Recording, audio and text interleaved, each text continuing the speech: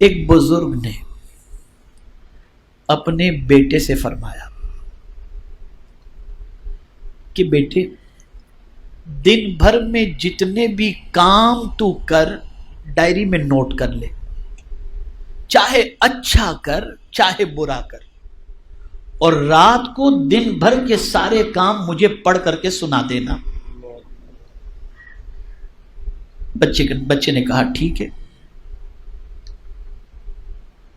اب ظاہر سی بات ہے کہ دن بھر کے اچھے کاموں کے ساتھ کچھ نہ کچھ چھوٹی موٹی باتیں بھی ایسی ہو جاتی ہیں جو اللہ والوں کے نزدیک گناہ میں شامل ہوتی ہے، لیکن اسے بھی اس بچے نے نوٹ کر لیا۔ لیکن جب جیسے جیسے مغرب کا وقت آتا گیا، گھبراہٹ شروع ہو گئی کہ میں اپنے باپ کے سامنے اپنے گناہ پڑھ کر کے کیسے سناؤں گا۔ رات ہوئی، باپ نے بلایا، بیٹے سب نوٹ کیے؟ ہاں ابا میں نے نوٹ کیا۔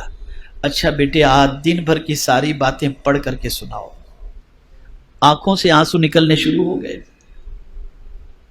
ابا میں اس کی ہمت نہیں رکھتا، میرے سے کچھ نیکیاں بھی ہوئی ہیں اور کچھ غلطیاں بھی ہوئی ہیں۔ ابا میں اپنی غلطیوں کو آپ کے سامنے پڑھ کر سنانے کی طاقت نہیں رکھ سکتا، اور ہاتھ جوڑ کے ابا عرض کرتا ہوں آئندہ مجھ پر یہ رسپانسبلٹی نہ ڈالیں کہ میں دن بھر کی ساری باتیں لکھ لوں۔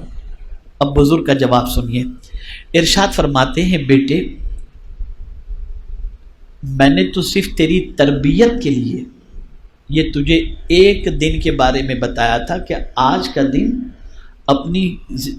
دن میں تو جتنی نیکیاں کر، جو گناہ ہو سب چیزیں نوٹ کر لینا اور رات کو مجھے سنا دینا۔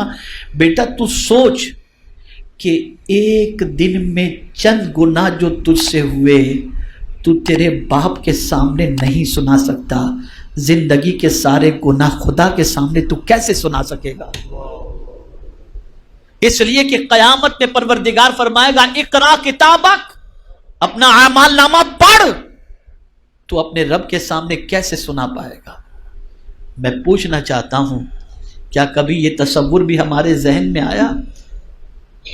اور اگر کوئی یہ سمجھتا ہو یہ مجھے کام آئے گا وہ مجھے کام آئے گا، کیا کورونا نے آپ کو نہیں بتایا کہ کون کس کے کام آئے گا؟ بھائی اگر کورونا ڈیٹیکٹ ہو گیا تو بھائی پوچھنے جانے کے لیے تیار نہیں کہ کہیں کورونا چپک نہ جائے، میتوں کو دفنانے کے لیے جانے کو تیار نہیں، چہرہ دیکھنے کے لیے تیار نہیں۔ میں سمجھتا ہوں قیامت سے پہلے یہ چھوٹی قیامت آئی اور بتا دیا گیا سنو وہاں کوئی کسی کا نہیں ہوگا، وہ تمہیں سمجھ میں نہیں آ رہا تھا، آج دنیا میں ذرا دیکھ لو کوئی تمہیں کام آ رہا ہے۔